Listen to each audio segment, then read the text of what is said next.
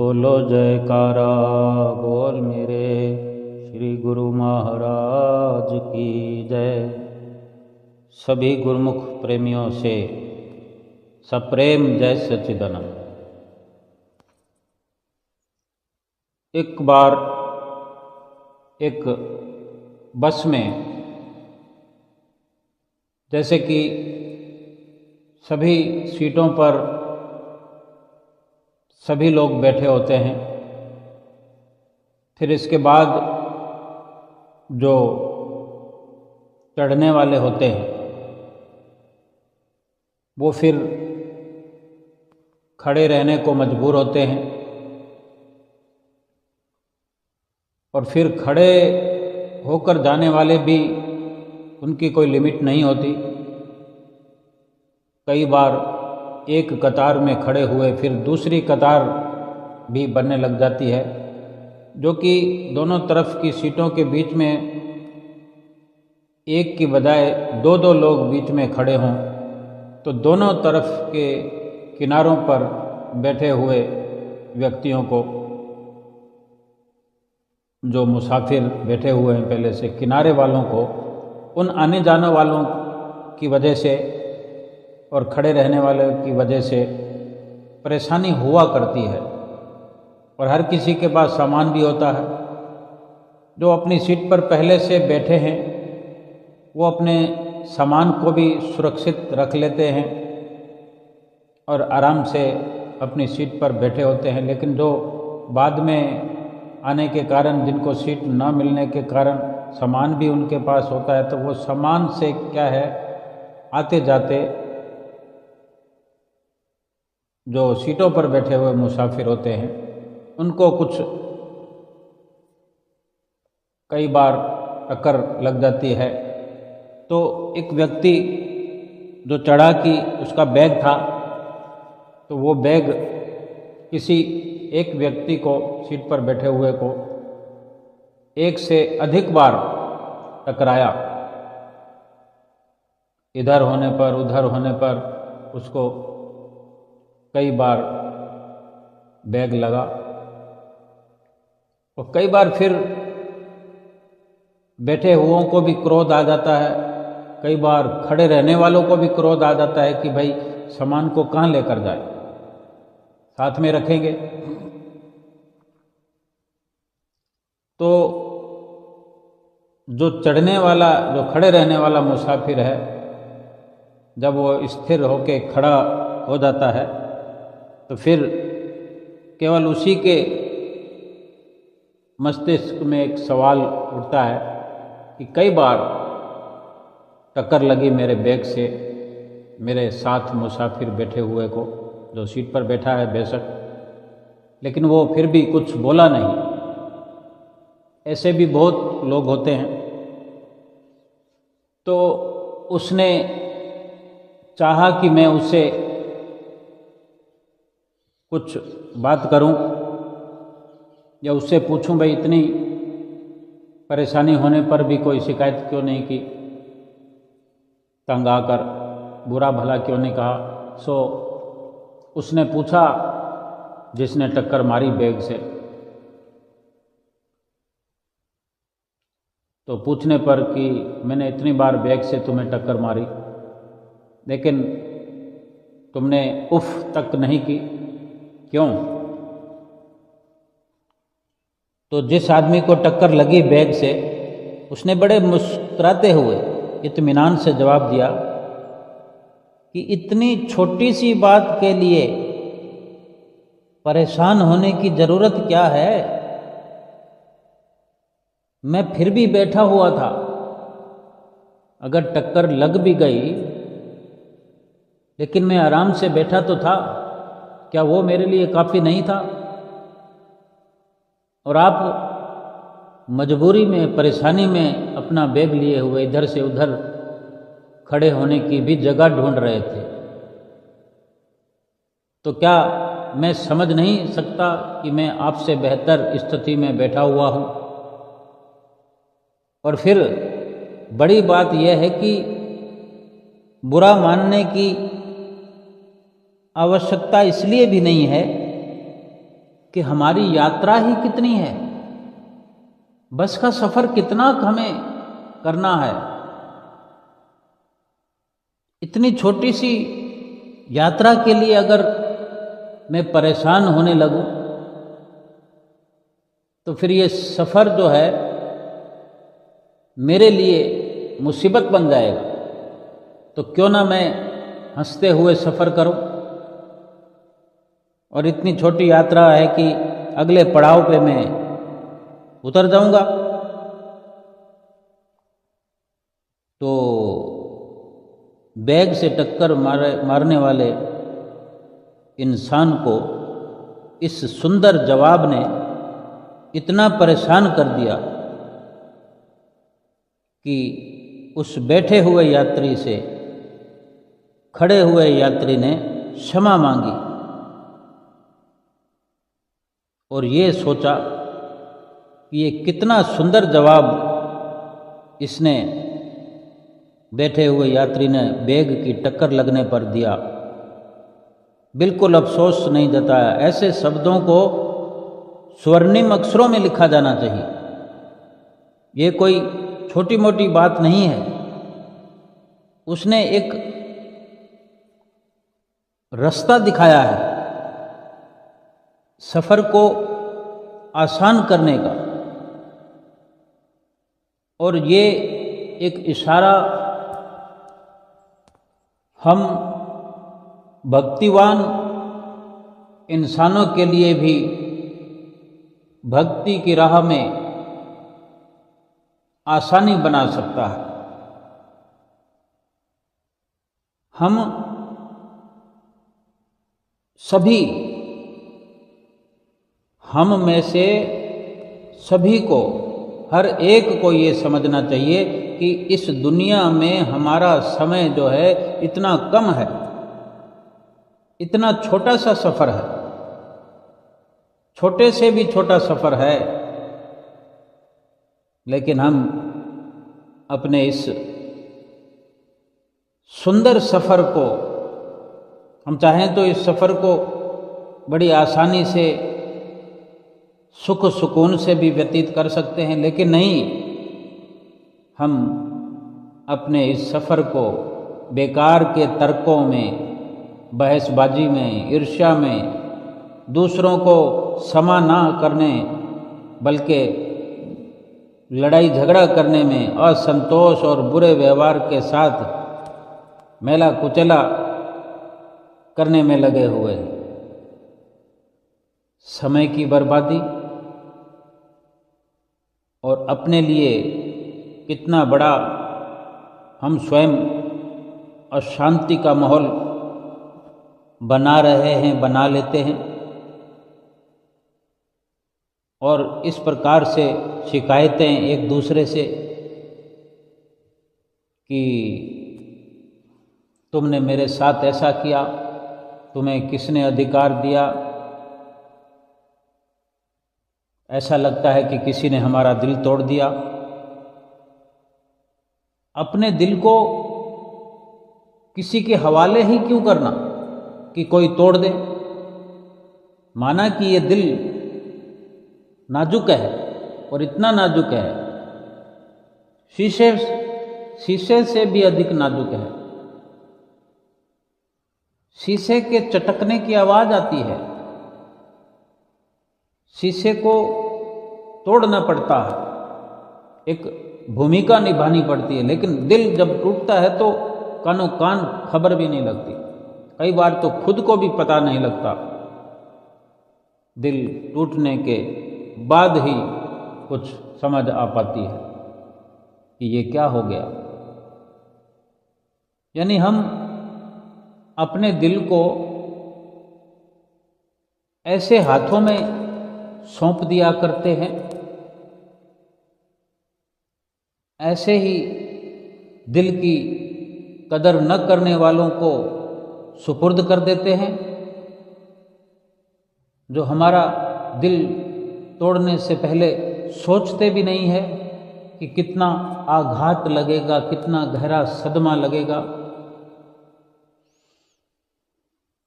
और हम है कि समझने का नाम नहीं लेते। हम कितनी गलती पर हैं कि हमारे दिल को कोई भी तोड़ कर चला जाता है, झकझोर कर चला जाता है। हमारे दिल में कोई नफ़रतें पैदा कर रहा है और हम फिर नफ़रत की ज़िंदगी जिए जा रहे हैं। हमारे दिल में कोई किसी भी दुर्भावना को भर रहा है और हम दुर्भावना से ग्रस्त हुए जा रहे हैं। कोई हमसे किसी के बारे में चुगली कर रहा है, निंदा कर रहा है, झूठ से हमें वर्गला रहा है और हम गलत फहमी का शिकार हुए चले जा रहे हैं। हम अपने जीवन को बदतर करने में स्वयं लगे हुए हैं। इतनी बड़ी जिंदगी नहीं है और हकीकत यही है कि अव्वल तो हम आगाह रहें, हर किसी से खबरदार रहे कि अपने दिल को किसी को सौंपना ही नहीं है और अपने दिल में भी किसी को आने देना ही नहीं है। ना किसी को आने देना, ना किसी के विचारों को अपने दिल में भरना है, जिससे हमारा जो जीवन है वो भटकाव की ओर, हमारा जो सफ़र है वो भटकती हुई राहों पर होने लगे। अपने आप को इस प्रकार से शांत चित्त रखें हर स्थिति में, हर परिस्थिति में।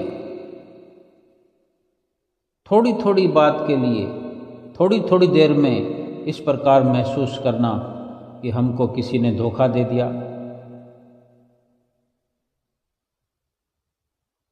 अगर ऐसा लगता है तो अपने ही दिल को समझाएं कि धोखा किस प्रकार से दिया। फिर हम तनावग्रस्त हो जाते हैं। बड़े आराम से विचार करें, अपने आप को तनावग्रस्त होने से बचाएं। अगर ऐसा हमको लगा कि किसी ने हमारे साथ बुरा व्यवहार किया तो ये भी देखें कि क्या कहीं उस बुरे व्यवहार के पीछे हमारी ही पेशकश तो नहीं थी। क्या हमने कुछ ऐसा अपशब्द तो अपने मुंह से नहीं निकाला, हमारी ओर से तो कोई पहल नहीं हुई जिसके कारण हमें कुछ बुरा भला सहना पड़ा। अनदेखा करने का हमें अंदाज सीखना चाहिए।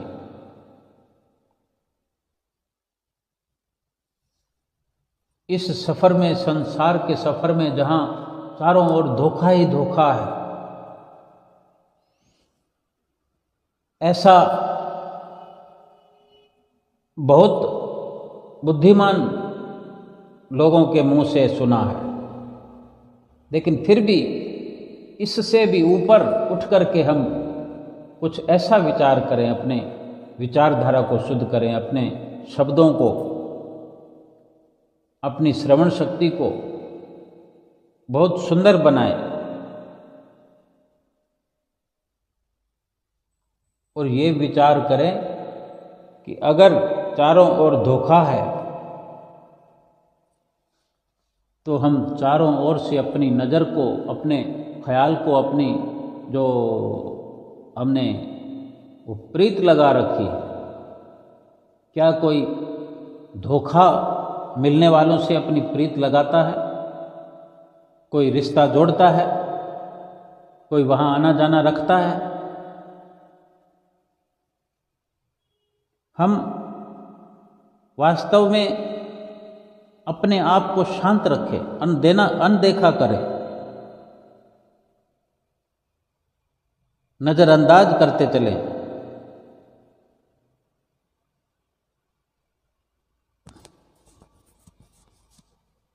बेकार की उलूल जुलूल बातों को हम अपने भीतर भर लेते हैं और कुछ लोग जब कभी समस्याएं हमारे सामने लाते हैं, वो एक समस्या है। यदि हम इसके बारे में सोचते हैं तो याद रखें कि हमारी यात्रा एक साथ बहुत छोटी है। हमारी जो यात्रा है, ये जीवन जो हमारा है, इस जीवन की लंबाई हम वैसे तो जानते ही नहीं कि हमारी यात्रा कितनी है। इसीलिए इसको बहुत छोटी यात्रा समझ के ही सफ़र करना चाहिए। कल तो देखा नहीं किसी ने, कोई जानता नहीं कि हम जिस पड़ाव पर भी एक छोटी सी यात्रा अलग से करते हैं तो उस पड़ाव पर भी पहुंचेंगे कि नहीं, और मन में किस प्रकार हम ये धारणा बना लेते हैं कि इतने साल के बाद ये होगा, उतने साल के बाद ये होगा, यानी अपनी यात्रा को इतना लंबा करके देखते हैं। हम कहाँ तक पहुँचेंगे हम स्वयं जानते नहीं। हम सराहना करना सीखें। हम सभी मिलकर सराहना करना, तारीफ करना, किसी का हौसला बढ़ाना सीखें। हंसमुख बनकर रहें। प्रयास करें कि हर स्थिति में सभी का सम्मान करें। आओ मिलकर हम आदरणीय बन जाएं। आदरणीय हम तभी कहलाएंगे जब सबका आदर करेंगे, तो हम भी आदरणीय बन जाएं। दयावान हम बनने का प्रयास करें। ये तभी होगा जब हम अपने से छोटों पर या बड़ों पर दया करना शुरू कर दें। दया किया करें, प्रेम किया करें, क्षमा किया करें। दया करने से दयालु प्रवृत्ति हो जाएगी हमारी, और प्रेममय और क्षमाशील बन जाएंगे, क्योंकि फिर हम कृतज्ञता और आनंद से भर जाएंगे। क्योंकि ये ख्याल रखें कि हमारी जो यात्रा है, ये जीवन यात्रा बहुत छोटी है। इस छोटी सी यात्रा में क्या शिकवे शिकायतें करना। हर किसी के साथ अपनी मुस्कान बांट सकते हैं। अपना जो रास्ता है वो सही तरह से चुनाव करें। अपने सफ़र को सुंदर बनाएं, स्वयं भी सुंदर बने। ये क्या कि जिसके साथ रहते हैं उसके साथ शिकायतें, जिस घर में रहते हैं उन्हीं से शिकायतें। संसार का सारा झूठा पसारा है। झूठे रिश्ते नाते हैं, झूठा व्यवहार है, झूठी दोस्ती है, झूठा सबका प्यार है। फिर झूठों से, झूठी शिकायतों का, शिकवों का क्या गिला शिकवा करके अपने समय को नष्ट करना। फिर ये विचार भी हमें करना चाहिए कि अगर ये जीवन का सफ़र बहुत छोटा है तो क्या इसमें किया जाए। हर किसी के जीवन में ऐसा पड़ाव आता है जब वो समझता है कि अब मेरे साथ में कोई नहीं है। कुदरत की ओर से एक ऐसा पड़ाव आता है जब फिर कुछ समझने समझाने की ज़रूरत नहीं होती। अपने आप दिखने लगता है कि वास्तव में आज मैं अकेला हूँ। वो अपने आप दिखने लगता है। यही बात संत महापुरुष जाने कब से हमें समझाने में लगे हुए हैं, लेकिन हम समझना चाहते ही नहीं हैं। हम नज़रअंदाज करते हैं उनकी ऐसी सुंदर विचारधारा को, जबकि विश्वास करना चाहिए कि संतों महापुरुषों का जो कि केवल यही प्रयोजन होता है कि हमें जीने का सबब सिखाने के लिए इस धराधाम पर संत महापुरुष अवतरित होते हैं। और हमें अगर सिखा रहे हैं कि संसार का प्यार, संसार का व्यवहार, संसार की प्रीत सब झूठ है। कभी किसी को इसका लाभ नहीं मिला। तो संतों महापुरुषों के वचनों पर विश्वास करना चाहिए और यही सत्य है। और फिर अगर विश्वास कर लिया जाए तो वो वक्त कभी नहीं आएगा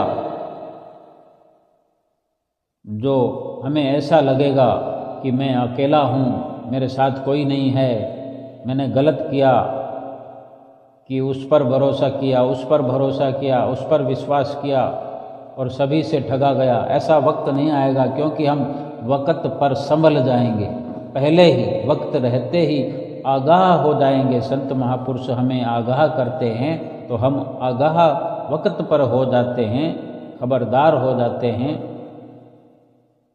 तो सोच समझ कर हम विश्वास करते हैं। कहाँ करते हैं? संतों महापुरुषों के जो इस प्रकार वचनों पर हमें विश्वास हुआ और उनके विश्वास से ही हम समझ पाए कि संसार झूठा है, संसार का प्यार झूठा है, कुटुंब परिवार झूठा है, सभी प्रकार की दोस्ती, रुतबा, पद, वैभव सब का सब झूठा है। जिन्होंने ये समझाया, जिन्होंने ये नसीहत दी, उन्हीं पर विश्वास करना चाहिए, उन्हीं पर हम विश्वास करें, उन्हीं से रिश्ता बनाएं, उन्हीं से प्यार करें। जो धोखा खाने से, धोखे में जाने से हमें बचाने वाला है, वहाँ से धोखा नहीं मिलेगा। जो मुश्किल की घड़ी में आने से पहले ही, हमें मुश्किल आने से पहले ही आगाह करने वाले हैं, उन्हीं पर विश्वास करना चाहिए। और ऐसे हमारे महापुरुष हैं। जब से हम गुरुमुख प्रेमियों ने अपने सतगुरु के चरणों से प्रीत लगाई है, सतगुरु से अपना रिश्ता बनाया है, विश्वास कायम किया है, तो क्या कोई शिकवा शिकायत करने की कभी ज़रूरत पड़ी है? ना पड़ी है, ना पड़ेगी, क्योंकि वे बचाने वाले हैं, भटकाने वाले नहीं हैं, वो डुबाने वाले नहीं हैं, वो तराने वाले हैं, वो उलझनों से सुलझाने वाले हैं।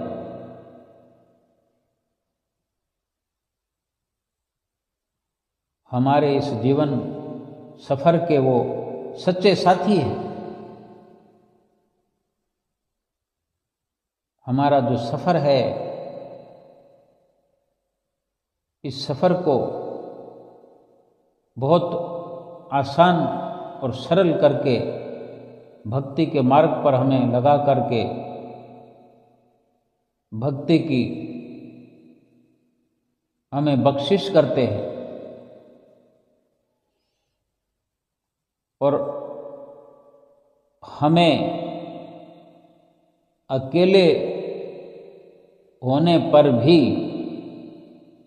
उस मालिक कुल का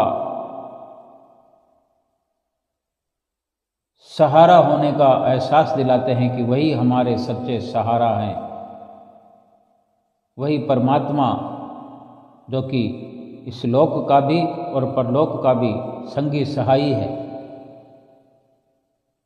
ये एहसास कराते हैं।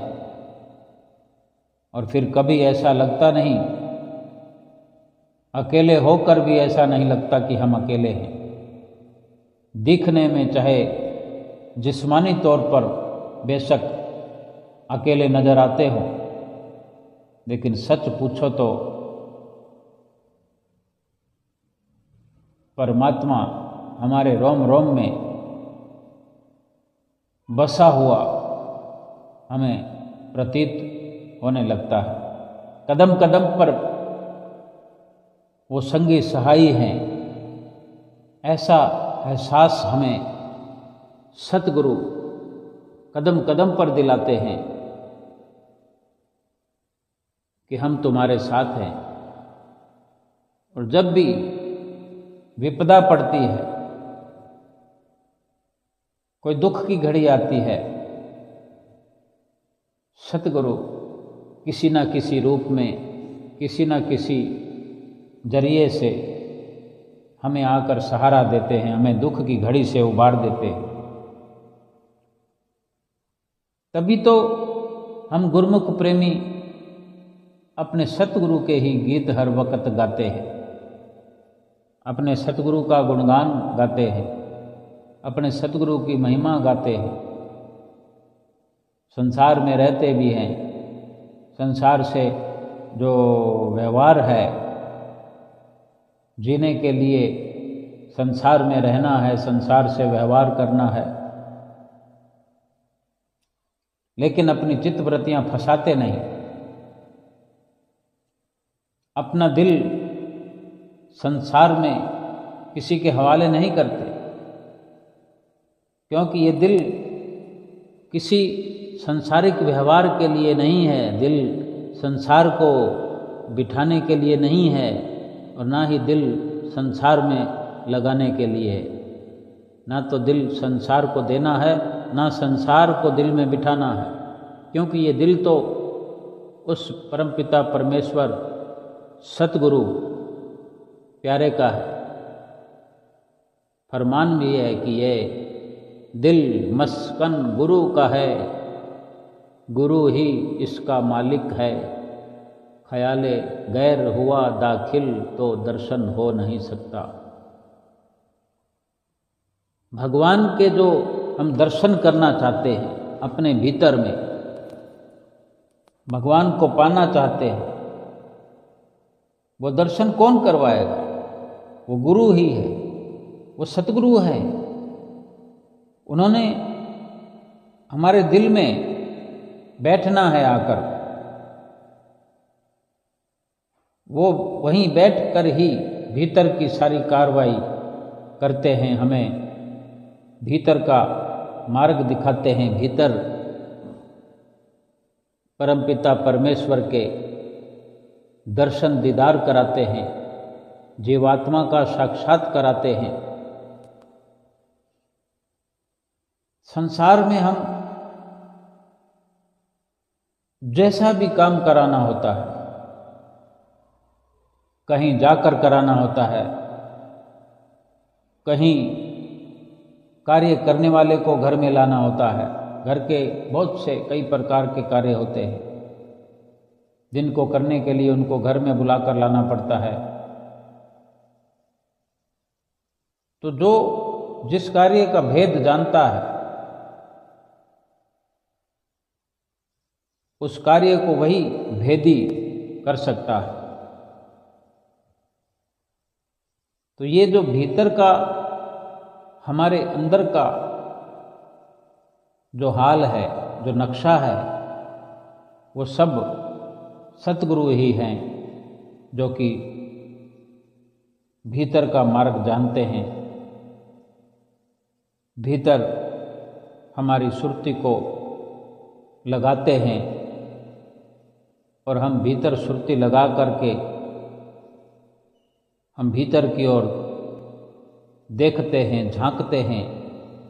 हमारी सुरती भीतर रहने की आदी हो जाती है, और भीतर ही भीतर अपने सतगुरु के मार्गदर्शन में उनका दामन थामे हुए, उनके पीछे पीछे पीछे चलते हुए उस रास्तों पर जो कभी हमने देखा नहीं, कभी समझा नहीं,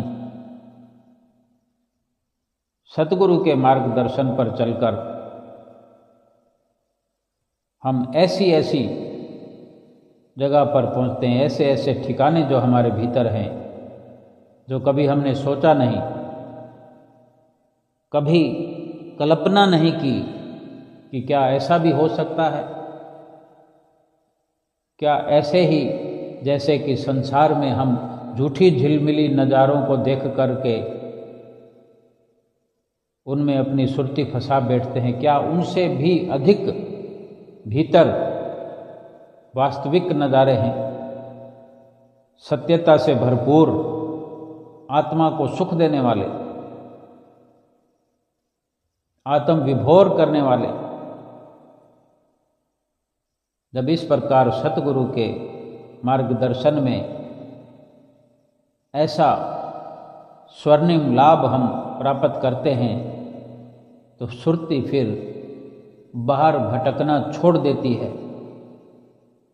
बाहर से हटते हटते सुरती हट जाती है, उपराम हो जाती है। फिर ये मन, ये सुरती बाहर संसार में नहीं रमती, फिर बाहरी कुछ भी अच्छा नहीं लगता, फिर केवल व्यवहार के नज़रिए से, व्यवहार की दृष्टि से, जीवन जीने की दृष्टि से ही केवल एक व्यवहार अवश्य किया जाता है, लेकिन अपनी सुरती को निर्मल पवित्र पाक करके, पाक साफ जीवात्मा के साथ में हर वक्त रहने का मन सुरती करती है और लगातार बार बार परिश्रम अपनी आत्मा को देखने का, समझने का, उसको उसका साक्षात्कार करने की पुरजोर कोशिश करते हुए अपने सतगुरु के मार्गदर्शन में इस प्रकार पुरुषार्थ करते हुए जब सफल हो जाती है, फिर आत्मा और परमात्मा एक हुए, केवल खुशहाली ही खुशहाली चारों ओर, आनंद ही आनंद, सुख ही सुख भरपूर हो जाता है। फिर ना संसार की खबर रहती है, ना कोई दुख रहता है, ना सुख रहता है, ना खुशी रहती है, ना गम रहता है। केवल प्रभु प्रेम में समाया हुआ अस्तित्व ही बाकी रहता है। आत्मा का परमात्मा में विसर्जन हो जाता है। आत्मा परमात्मा में विलीन हो करके केवल और केवल परमात्मा का ही अस्तित्व बनकर रह जाता है। फिर दो नहीं, केवल एक ही रहता है। ये कितना स्वर्णिम होता है केवल गुरमुख प्रेमियों के लिए, जो सतगुरु की चरण शरण अपनाते हैं, चरण शरण में आ जाते हैं और उनके बताए मार्ग पर चल पड़ते हैं। पूरा जीवन लग जाता है। वे गुरमुख जन भाग्यशाली हैं जो इस जीवन में अगर केवल इतना ही समझ पाते हैं, समझ लेते हैं कि ये संसार, ये दुनिया फानी है, नाशवान है, और ये जो जीवन है, ये मनुष्य शरीर है, ये भी फानी है। और भाग्यशाली गुरमुख इस फानी संसार से, फानी इस शरीर से वो लाजवाब काम कर जाते हैं, सतगुरु के वचनों पर अनुसरण करके, सतगुरु पर विश्वास करके वो भक्ति की दौलत हासिल करते हैं, एक मुकाम हासिल करते हैं इस छोटी सी जिंदगी में, इस छोटे से वक्त में, लम्हा लम्हा करके, पल पल करके भक्ति की दौलत एकत्र करते हैं। जैसे एक आम दुनियादार पाई पाई एकत्र करके कभी ब्याह शादी की चिंता में लगा हुआ ब्याह शादी के लिए पाई पाई करके जोड़ता है, कभी घर मकान बनाने के लिए, ठिकाना बनाने के लिए पाई पाई जोड़ करके मेहनत पुरुषार्थ करता है, लगा रहता है रात और दिन इस शरीर के और शरीर के रिश्तों में, परिवार के रिश्तों में, परिवार की तरक्की में, संसार की चकाचौंध में, झिलमिल में अपनी सुरती को उलझा करके रात और दिन बेचैन हुआ इन नाशवान पदों के लिए, नाशवान सामानों के लिए, नाशवान शरीर की इस रचना को बरकरार रखने के लिए, खुशहाल रखने के लिए मारा मारा फिरता हुआ एक दिन दीनहीन बनकर, कमज़ोर बनकर, जब सब कुछ ये संसार की तरक्कियाँ, संसार के पद, वैभव, मान, प्रतिष्ठा सब अपनी आँखों के सामने छोड़ करके और इस संसार को छोड़कर जाने की स्थिति में आ जाता है, उस वक़्त इतना पछताता है, इतना दुखी होता है, इतने आंसू बहाता है, जारो जार रोता है, कोई पूछने वाला नहीं, कोई आंसू बहाने वाला नहीं, कोई इसका शिकवा शिकायत सुनने वाला नहीं। सब मतलब परस्ती के रिश्ते एक एक एक एक करके टूटते चले जाते हैं। अपने आप को ठगा हुआ महसूस करता है, छला हुआ महसूस करता है कि मुझे संसार ने छल लिया, मुझे संसार ने धोखा दे दिया। लेकिन वक़्त के संत महापुरुष सभी को आगाह करते हैं, होशियार करते हैं, लेकिन भाग्यशाली वही गुरमुख होते हैं जो वक़्त रहते संतों महापुरुषों की चरण शरण में आ जाते हैं और भक्ति की दौलत पल पल में एकत्र करते हुए दिन दुनी रात चौगुनी तरक्की करते हुए अपने सतगुरु की प्रसन्नता प्राप्त करते हैं। भक्ति की दौलत पूरी की पूरी अपने लिए, अपनी जीवात्मा के लिए वो अमल में लाते हैं और अपनी जीवात्मा को परमात्मा से मिला लेते हैं। जीत किसकी हुई? जिसने अपना दिल संसार में दे दिया तोड़ने के लिए, मरोड़ने के लिए, 84 लाख योनियों में जाने के लिए। क्या लाभ हुआ? और इसी के उलट जब गुरमुख प्रेमी अपना दिल अपने सतगुरु के हवाले करते हैं, हम क्या देखते नहीं हैं? हम स्वयं हम क्या करते नहीं हैं? रात और दिन सतगुरु के चरणों में साष्टांग दंडवत प्रणाम किए हुए निढाल पड़े होते हैं, हुक्मनामा सुनते हैं, उठकर खड़े हो जाते हैं, बार बार हाथ जोड़ करके अपने सतगुरु के आगे अपना सर झुकाते हैं। और हमारे सतगुरु कितने मर्यादा पुरुषोत्तम हैं, आशीर्वाद की झड़ी लगा देते हैं, बरसात कर देते हैं आशीषों की। आशीर्वाद सन्मुख होने पर हमें प्राप्त होती रहती है और भीतर ही भीतर एक आशीष की लहर, एक स्नेह की लहर चला देते हैं। चाहे हम कहीं भी रहते हों, कहीं भी कुछ भी कर रहे होते हैं, हमारी याद सतगुरु से लगी रहती है, सतगुरु से लिव लगी रहती है, सुरती सतगुरु के प्यार में जुड़ी रहती है। और सतगुरु भी अपनी कृपा दृष्टि, अपनी कृपा का हाथ हमारे सिर पर जहाँ भी हम होते हैं, हमारे शीश पर अपना कोमल और स्नेह भरा हाथ सिर पर रख करके हमें हर दुख से, मुसीबत से सदा सदा के लिए बचाते रहते हैं। और यही हमारे सतगुरु की आशीष और आशीर्वाद एक दिन हमें उस मुकाम पर ले जाता है जहाँ विरले विरले आप जैसे और हम जैसे गुरुमुख ही पहुँच पाते हैं। सही अगर हम विश्वास करें तो हम बड़े भाग्यशाली हैं। हम स्वयं अपने भाग्यों की सराहना करें, भाग्यशाली भी बने, भाग्यों की सराहना भी करें।